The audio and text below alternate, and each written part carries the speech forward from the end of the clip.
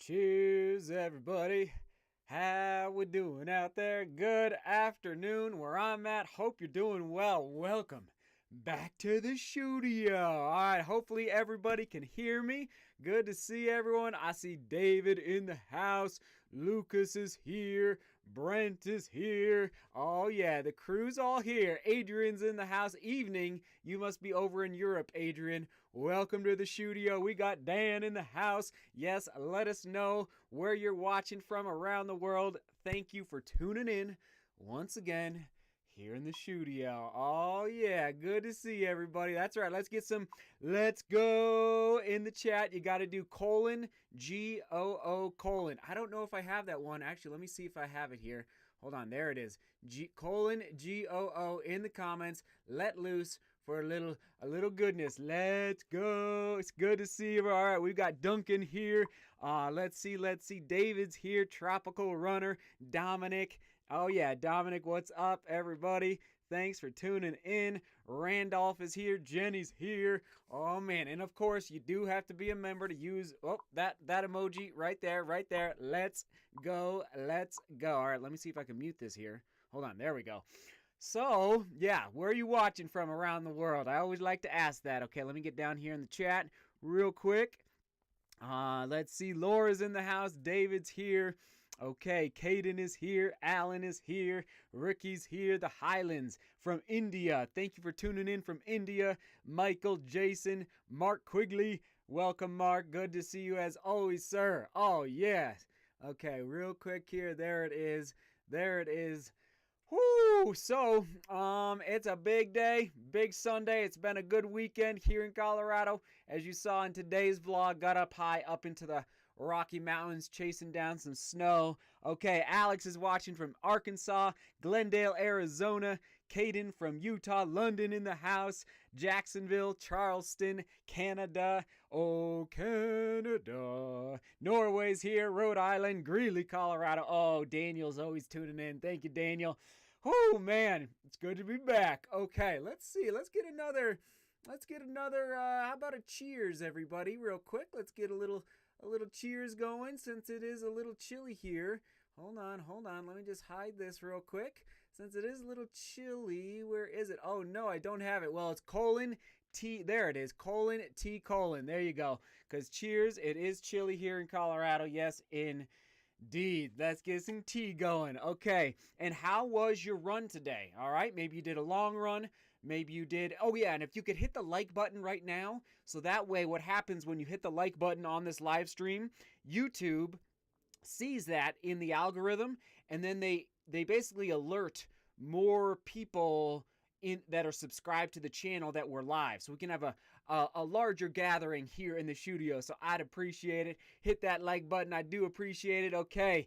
So today's agenda, there it is. Pablo, David, Ireland is watching. Blue V Frank, Danny, Travis, as always. So good.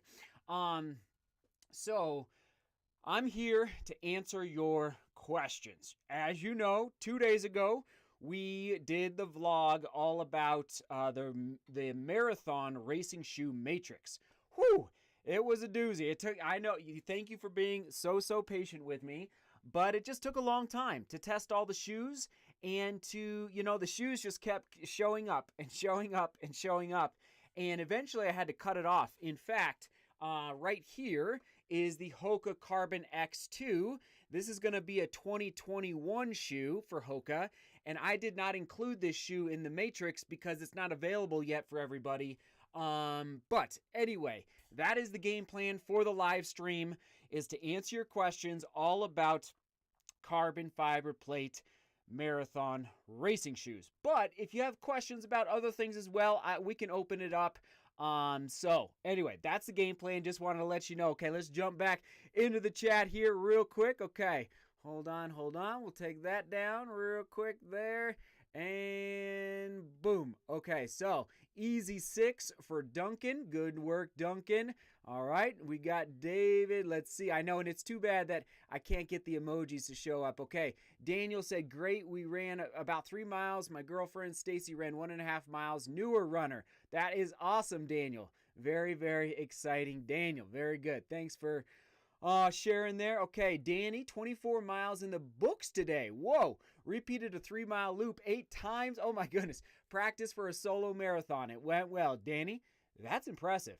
Not only the fact that it's 24 miles, but the mental side. Like, that's not easy to do an 8-mile loop, or sorry, a 3-mile loop 8 times. That's impressive. Good work, Danny. Okay, Bert is in the house. Thanks for being here, Bert. Okay, well, the questions are starting to show up. Let's dive in. We'll start with JK Running Productions. Okay, so thoughts on the Endorphin Pro. All right, let's see here. One second. Let me set my coffee down. There it is there, but I want to leave it up there. There it is. Let's see. Thoughts on the Endorphin Pro. I think that, and I do have some notes here, just to double refresh my memory here. I believe this is about 6.8 ounces. Let me just make sure. Oh, nailed it. Saucony Endorphin Pro in my size is 6.8 ounces. So it's about, as you know, in case you did not see the Marathon Matrix vlog from 2 days ago, go check it out. But my go-to shoe for me, moving forward, so far, until another company beats it out in different ways, is the Nike Next Percent. The Nike Next Percent is 6.03 ounces in my size, and the Endorphin Pro is 6.8. Now, weight is not everything when it comes to shoes, but I do put it, high up on my list of, just high up on my list when I'm trying to make a decision as to which shoe to buy next. So, I think the Endorphin Pro is moving in the right direction. My top 3, in case you didn't hear it, Nike Next Percent, Saucony Endorphin Pro, and New Balance Fuel Cell RC Elite. All right, those are my top 3. And so I love the Endorphin Pro, but it's not beating out the Next Percent yet. And I like the ride of it. I think that the Power Run midsole foam is good.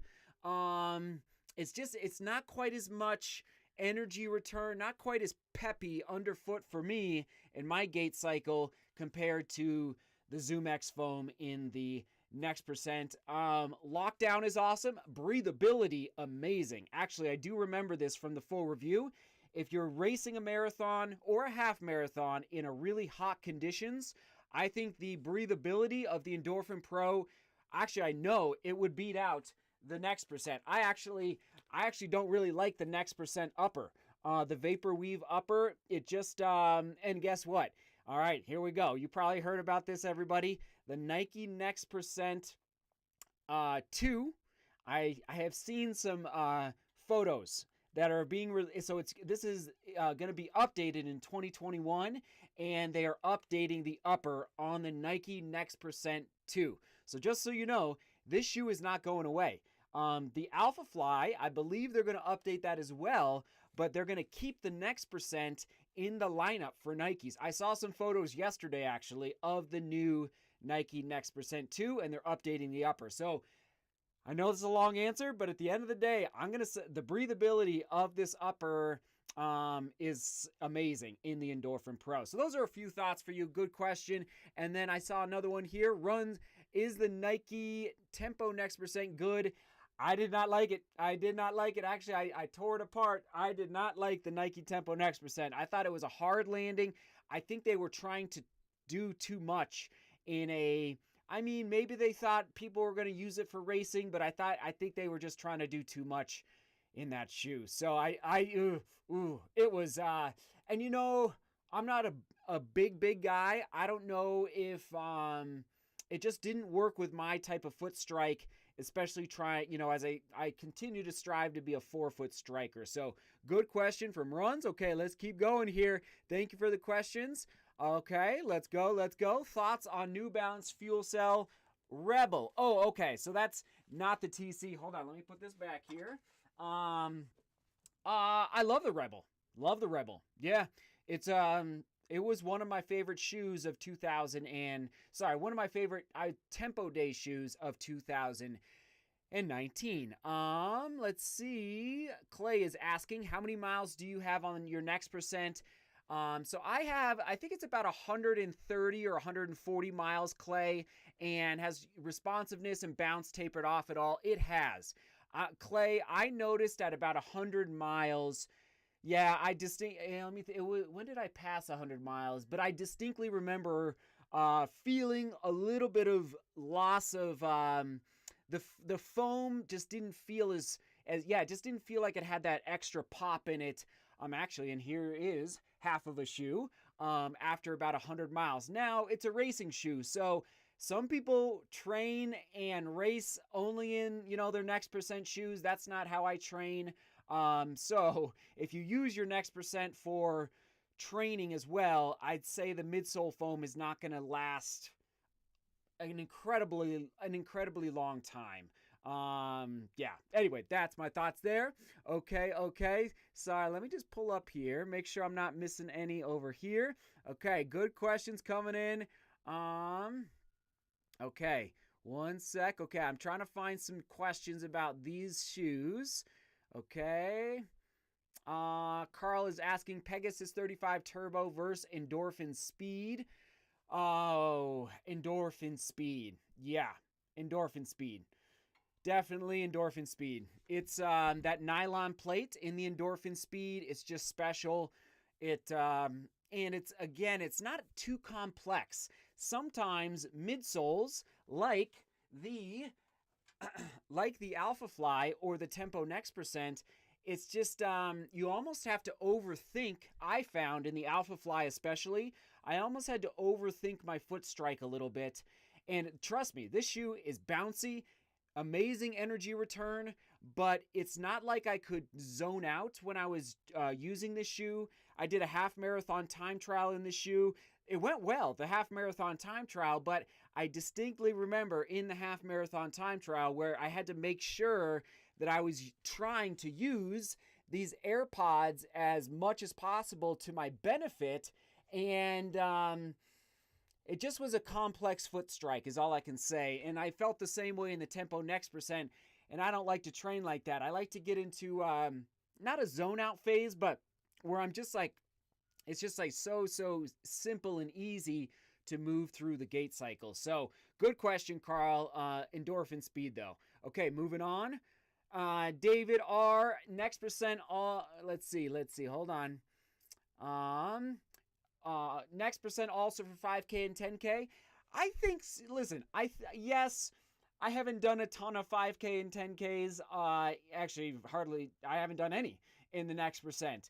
I will say that I think there are some other, actually, I think that there's going to be a lot of shoes, whether it's from Nike or other companies, that come onto the scene that are lighter than the Next Percent, lighter than all these other carbon fiber plate shoes, that are designed a little bit more so, meaning the profile stack height of these shoes will be designed specifically for 5Ks and 10Ks. You can definitely use the 5K for the Next Percent for 5Ks and 10Ks, but I do think that it's not ideal. I think they're going to be getting, I predict they're going to come out with a whole lineup for shorter distances sooner rather than later. So good question, David. Yeah, okay. Oh boy, here we go. Mach 4 versus Endorphin Pro versus Carbon X2. Whoa, that is awesome. Let's see. So Mach 4 versus Endorphin Pro versus Carbon X2. Well, the Mach 4, everybody, is not a carbon fiber plate shoe. So I've been, as everybody knows, I think that Hoka is going to sell a ton of these shoes in 2021. It's not available yet. So it's a little hard to compare, Pablo, these three shoes that you have here. If I had to pick out of those three, I'd say Endorphin Pro. I think the Carbon X2 is, and here it is, hold on. I think the Carbon X2 is good. It's moving in the right direction for Hoka compared to the Carbon X1, which it's somewhere in here. But it's not competing yet with the Endorphin Pro. And I'm telling you, everybody, this is going to be, I think, $130. I think, people are going to buy this shoe, they're going to train in it, and they're going to race in it for their marathon. And now, are there better options? Of course. I think it's coming in, oh boy, let me put myself, I think it's 6 ounces in my size. Hold on here. No. Yeah, I think it's 7.6. All right, you ready for this? Hold on. 7.6. Okay, so that's beautiful. 7.6 is really good. It's not, marathon. It's compared to all the other shoes that I put into the Matrix this past week. It's about a half an ounce heavier. Actually, it's almost the same weight as the Adidas Adizero Adios Pro. And Michelle becoming a new member. Thank you, Michelle. Welcome. Actually, hold on, everybody. Hold on. Cowbell. Whenever we have a new member, we pull out the cowbell. There she is. Thank you, Michelle, for becoming a member. I do appreciate it. Becoming a Shudio super fan. That's awesome. You rock, Michelle. So, anyway, I know that's a long answer, but there you go. I think the Hoka Mach 4 is going to be very, very popular in 2021. Okay, moving on here. And of course, I can't answer all the questions. If you do a super chat, I will answer it for sure. Okay, here we go. Does the Nike Zoom Fly 3 have a carbon plate? Yes, it does. Yes, it does. From 2019. Let's see. Okay, one second. So, Mach 4 or Clifton for easy/long runs? Yes. Clifton more for easy runs. Mach 4 for more for long runs. Okay. Okay, I'm just trying to find as many as possible here. Fotis is asking, I know this is not about marathon racing shoe, but can you think of running in an endorphin speed style trail running shoe? I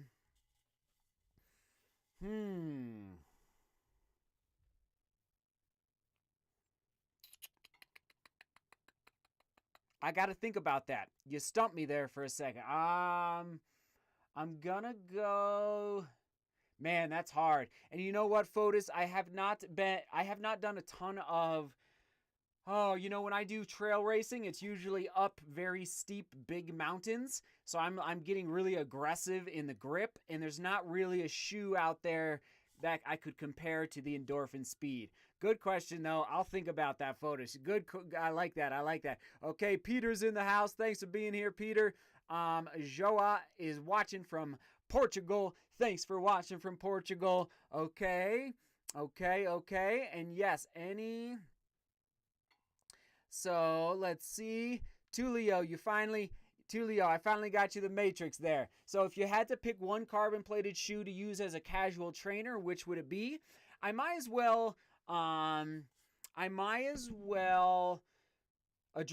addressed this a lot before. So I don't train in carbon fiber plate shoes because I think carbon fiber plates can be rigid, okay, underfoot. In fact, the Adios Pro, I think, is a very rigid ride, kind of a stiff ride. I didn't love this shoe. It's just really stiff, frankly. So I think carbon fiber plates can change your foot strike a little bit, and you just have to be careful to make sure that doesn't cause an injury. So I don't use carbon plated shoes for training. And the other reason, the more exciting reason that I don't use carbon plated shoes is that when you train in non-carbon fiber plate shoes, you're basically fired. You have to work harder in your training. And then, everybody, when you arrive at the starting line, or let's say you do 1 or 2 runs in your training block before the race in carbon fiber plated shoes, and then you arrive at the starting line of your race, I'm telling you, you feel like you can fly because you have that extra bounce through the foot strike. It's unbelievable. So that's why I don't, just so everybody knows, why I don't train in carbon plated shoes. Now, to answer your question, it would be the Fuel Cell RC Elite. Fuel Cell RC Elite. Nice. This is from the Matrix. This is the softest landing out there, okay? Out of all the shoes that I tested in carbon fiber plates, this one was the softest landing. Very soft. So soft. Almost too soft for racing, frankly. But this was a fun shoe to try out. I didn't get to race in it because there was no races in 2020. So anyway, there's your answer Right there, right there. Okay, I saw a super chat come in. I believe it was from Brent. He's asking advice for tight hamstrings. Uh-oh, and we have a new member. Hold on here, hold on.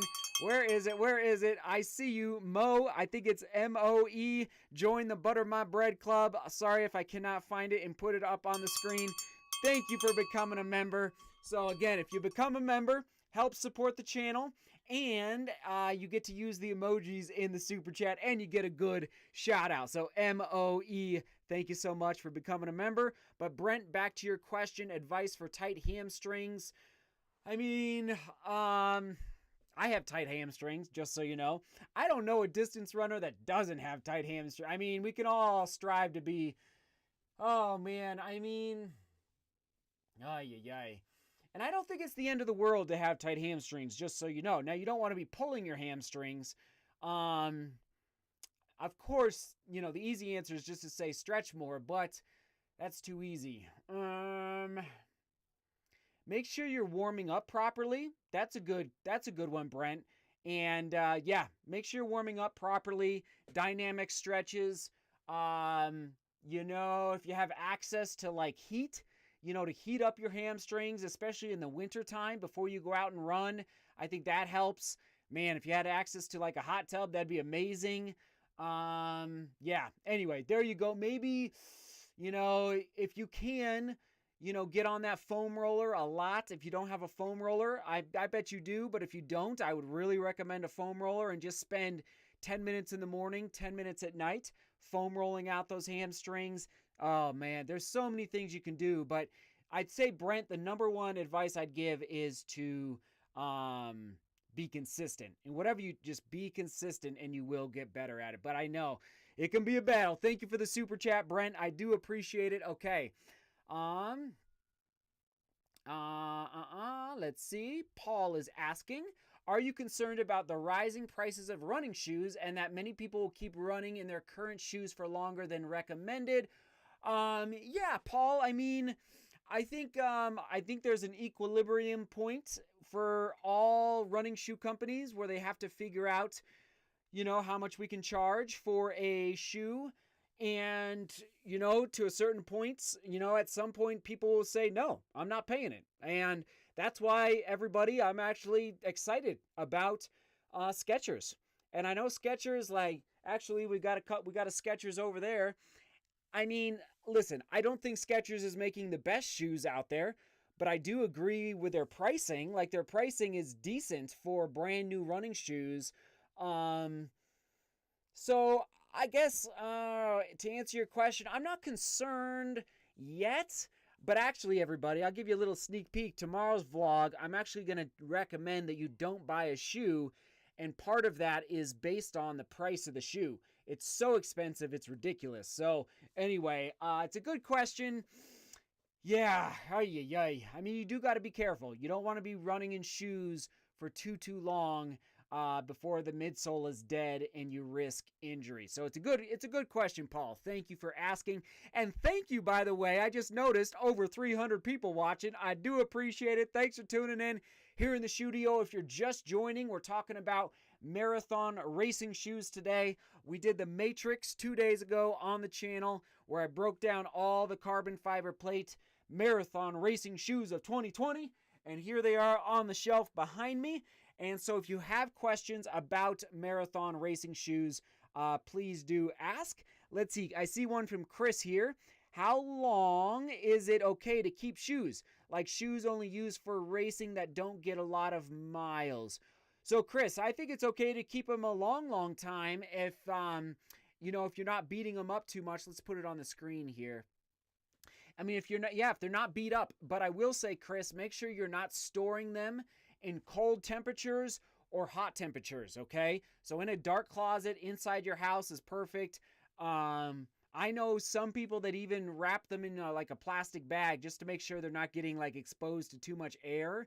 I know this is really ridiculous, but like if you want to preserve that midsole for the long term, it's not a bad idea. So yeah, Chris, I mean, I think you could keep shoes for years and years if you're storing them correctly. And I'm not even kidding, like putting them in a Ziploc bag and making sure they're not exposed to extreme temperatures. So good question, Chris, and I do see you there, Lorenzo. Hold on, Lorenzo. I do see you there. Come on now. Hold on now. I think he joined the Butter My Bread Club, I do believe. Let's just see here. Where is it? Yes, Butter My Bread. There it is. Woo! I think we need a bell emoji. Welcome, Lorenzo, to the Butter My Bread Club. I think we need a butter emoji. How about that? We will work on that. Absolutely. Okay. Let's see. I could RC Dublin. It's not a bad idea. It's a great idea, RC Dublin, but it gets tricky. It gets very tricky. For example, I could tell you to go to Ross and buy, if you live in the United States, and buy the SL20. Hold on. I could tell you to go to Ross and buy the SL20 for $32, but I'm telling you, you got to be careful because the midsole stack height, you might risk injury, okay? Meaning this will get you through a marathon, but I'm telling you, your legs are going to be very tired and beat up at the end of the marathon. So it's a give and take a little bit.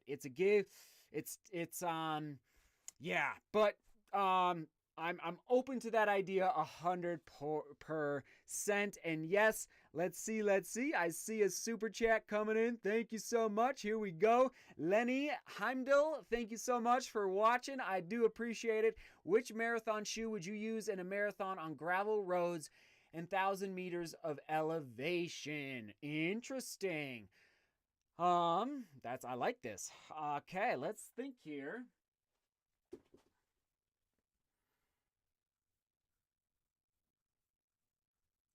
You know, I'd probably go Fuel Cell RC Elite. As far as grip goes, the grip on the bottom of this is probably the best out of all of them.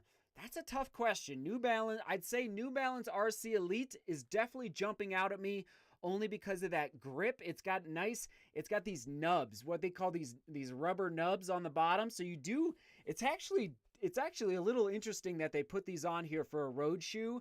But that would be probably one that jumps out at me first. Good question. Thank you for asking. And I'm not saying that's the best answer, but this is the one that's jumping out at me right now. New Balance Fuel Cell RC Elite. Yeah, I'm going to stick with that for now. So I hope that helps. Thanks for being here. Thanks for the super chat. I do appreciate it. Okay, moving on. Matthew? Will Galen Rupp win the 2021 Olympic Marathon?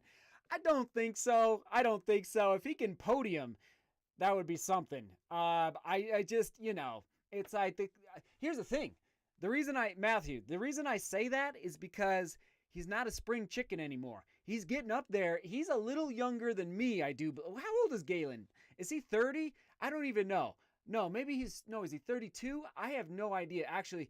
But he's not I'm telling you, there are some fast young guys coming up the ranks that are going to be challenging the Kipchogis of the world. And just the elite of the elite. I'm telling you, watch out. 22 because the marathon was pushed a year. I think it gives all these younger guys more opportunity to improve their aerobic development, while the older guys like Kipchoge and like Kipchoge, they've got to watch these young guns coming up. So it's a good question. Okay. Okay. That would be interesting, Janos. By the way, can you make a vlog with shoes that are not worth the price? That's an interesting idea. Actually, tomorrow is going to be one of those shoes. Make sure you tune in to tomorrow's vlog. It's just, it's a shoe that is just ridiculous. Yeah, Dan, this is a good question, Dan. Hold on. Dan. It's a good question. Oh, trust me, I wanted to include it. I went back and forth, and now everybody, I think it's $79 or $89 right now.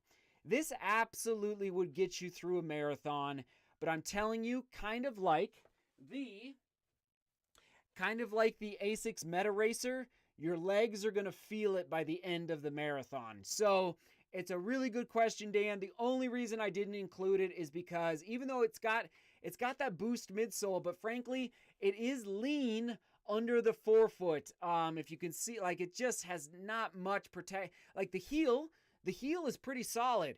And especially if you're a heel striker, I'd say this would work better. But if you're anything of a midfoot to forefoot striker, I think you're going to feel it a lot by the end of the marathon. And remember, my two principles, one of them being when I'm looking for a marathon racing shoe, I probably should have mentioned this at the beginning of the live stream. Number one, energy return. Okay, that what is the shoe giving back to me? That's number one. Number two, saving my legs for the last, let's say, 6 miles of the race. So after the 20-mile mark, is the shoe going to protect my legs from the pounding on the pavement? So Dan, trust me, Dan, and everybody else, I really struggled not including it. But if you're on a really tight budget, absolutely, I'd say go Boston 9. Just know that by the end of the marathon, you'll be tired. Your legs will be tired. But guess what? You know, everyone's legs are tired at the end of a marathon. So, good question, Dan. Thank you for being here. I do appreciate it, and I'm realizing that I need a little coffee. So, okay, let's jump in again. Thank you all for tuning in. Galen Rupp is 34. 34, that's what I thought. So, he's a year younger than me. That's awesome. Man, that's awesome. So, I actually got to race Galen in college in cross country. So, that was kind of neat. But, okay, moving on here. Let's see. Rupp is 34. Thank you so much. I do appreciate the research there. Okay, so I like this, Fred. What would Hoka have to do to their racing lineup to compete with the next percent? They got to figure out the EVA, and they got to get away from they got to do something different, man. The EVA is just not going to cut it. I'm telling you. Let's see, where is it? Okay, the Rocket X here, like, they just, their midsoles are EVA based, and there's different ways to manipulate EVA to make it higher performing, but I'm telling you, Fred, and I don't even remember, hold on, let me just pull up my notes real quick. I think that Rocket X was 6.9 ounces. So, and I really okay, I know I'm splitting hairs a little bit when I talk about the ounce differences between these shoes, but they gotta make their shoes lighter. And I think EVA is great. And I'm talking about the midsole foam, just so you know. Anyway, that's my answer. I hope they keep innovating. I will say, Fred, though, and everybody else, that they did make a nice step forward from the Carbon X to the Carbon X2. I think for a long run training shoe, if you want a long run training shoe with a carbon fiber plate, I enjoyed the shoe a lot. I think the lockdown, I think their upper improved a ton from 2019 to 2020. So, good question, Fred. Onward and upward. But yeah, oh my goodness. I could go on and on about that. Okay, here we go. Let's see. I love the Ultra Torin 4.5 plush, Thomas. Ultra Torin 4.5 plush. Mwah. Winner, chicken. It is such a comfortable shoe. Ultra Torin 4.5 plush, 0 drop. There you go. Here we go. Okay. I'm just looking here. Did you ever try the ASICS? I did not. Mattia, did you ever try the ASICS Dynafly 4? I did not. So maybe down the road. Good question. Okay. All right. So many questions. It's hard to get to all of them. Hello from Puerto Rico. Thank you, Omar, for being here. So Lenny is back. The New Balance 5280 is a shoe that I enjoyed. New Balance 5280. Really enjoyed that shoe from 2019. It's made a little bit more, though, for road racing. 1 mile road racing. Okay, here we go. Yes, indeed. Yes, Samir, you got it, Samir. It's a good one. Thanks for tuning in, Samir, and everybody else. 368 people watching. Unbelievable. Okay, Here we go. I'm just trying to answer as many as possible.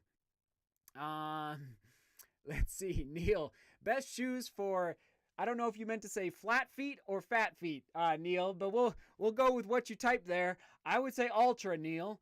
Ultra is they're wide shoes. They have a wide toe box. I would say Ultra.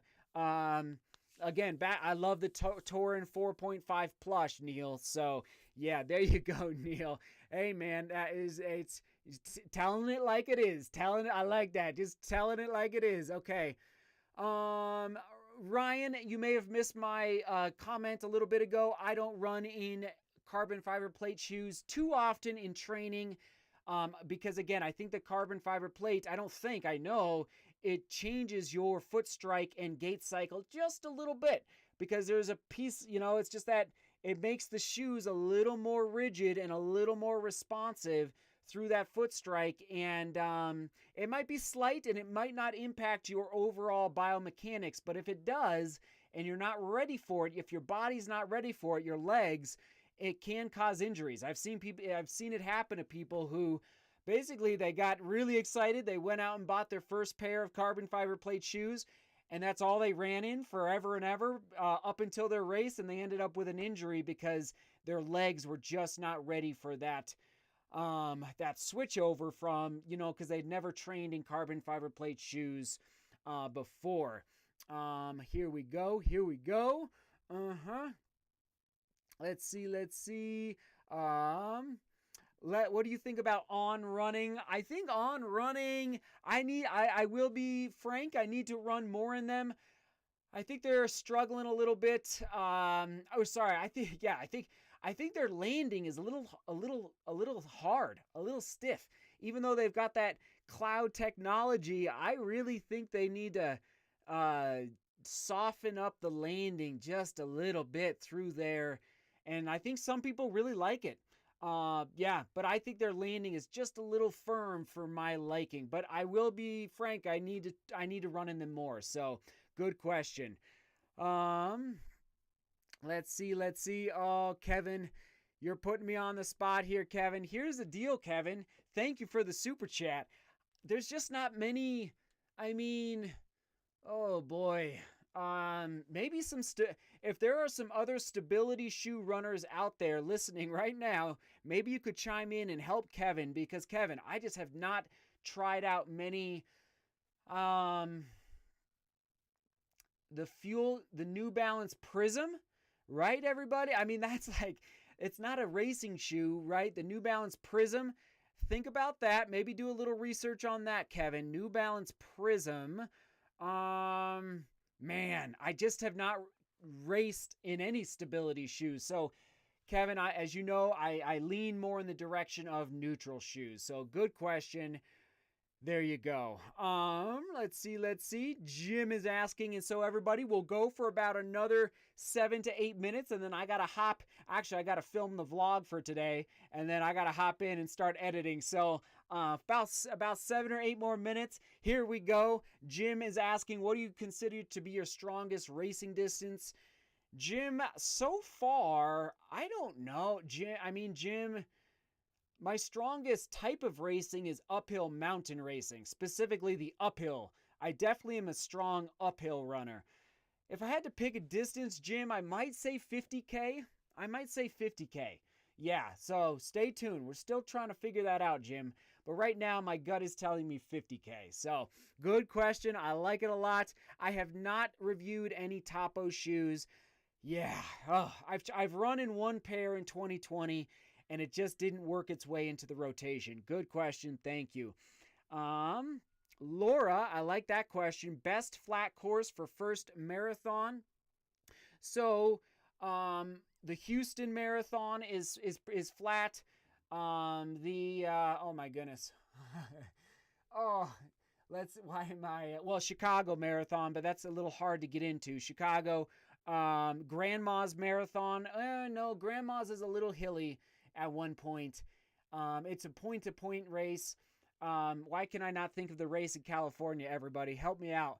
Why? I'm drawing a blank. It was on my radar this Anyway, those are a couple to throw out at you, but those are some bigger ones. Actually, Well, I'm hoping to race in Naples, and I know that's a very flat course, the Naples Half Marathon, and I believe there's a marathon the same weekend. So, oh, good question, Laura, and maybe some others folks can help out in the chat down there.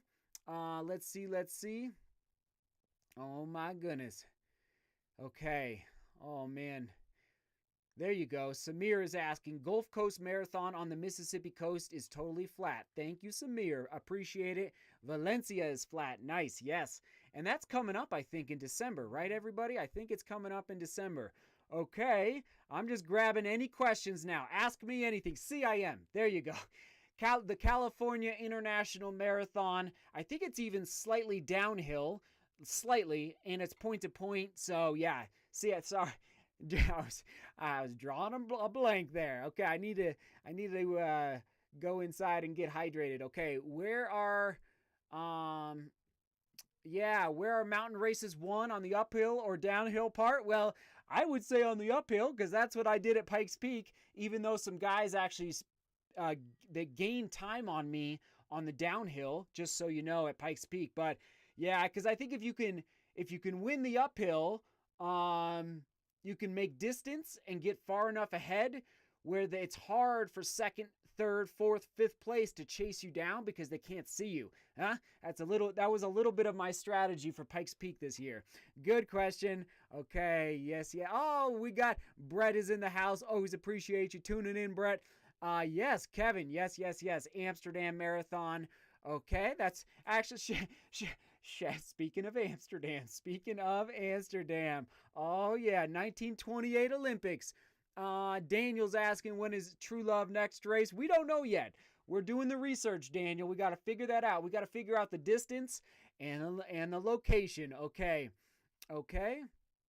Let's see.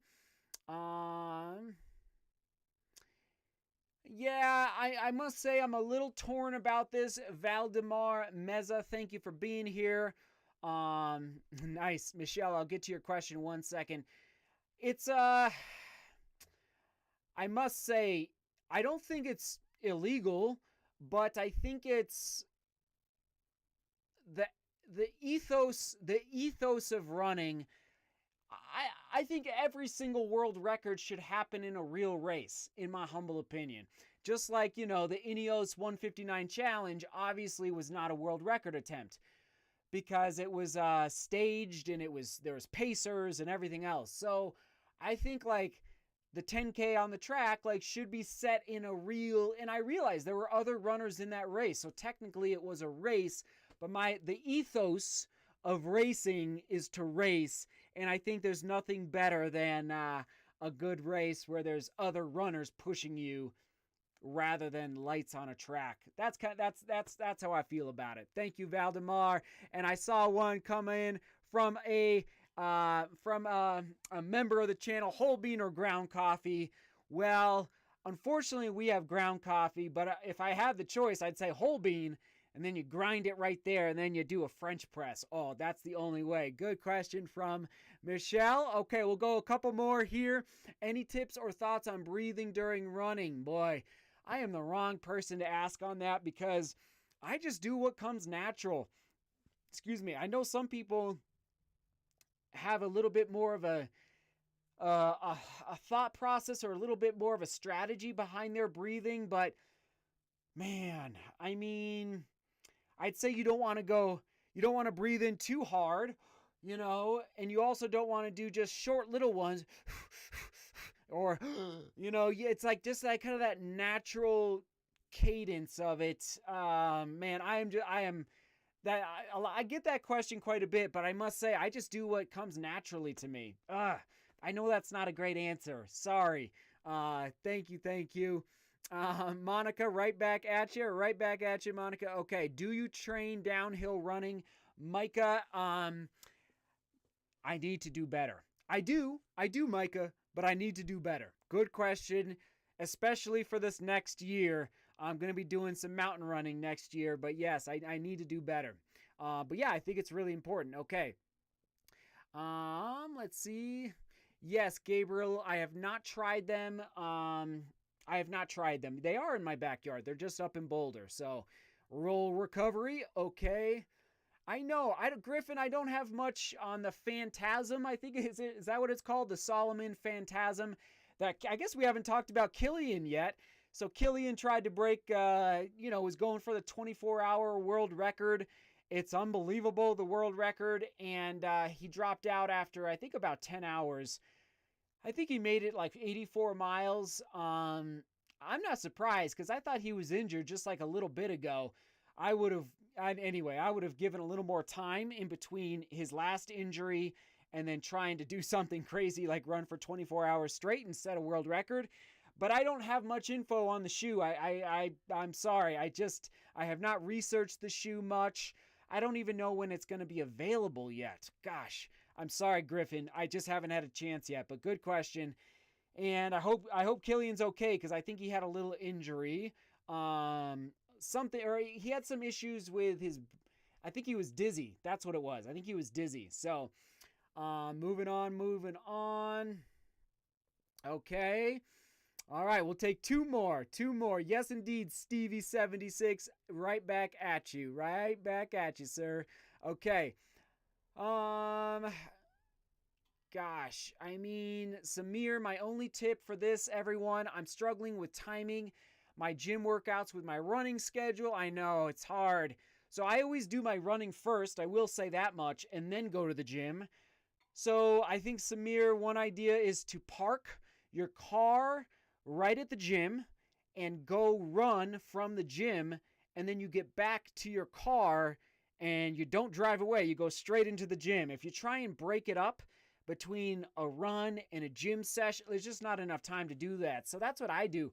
I park at the gym, I run from the gym, and then I go right inside. All right, that's man, turning that doorknob. It's all about turning that doorknob. Okay, we'll try and grab one more here. Okay. Let's see. Oh my goodness.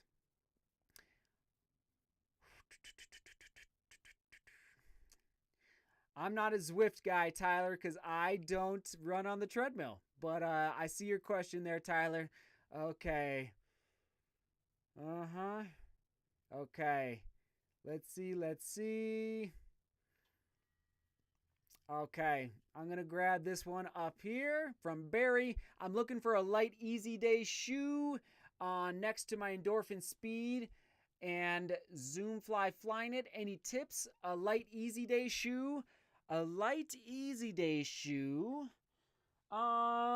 Well, of course I have to say the Mach 4 in 2021. Have to say this because it's got enough midsole stack height that it could be used for an easy day shoe. Man.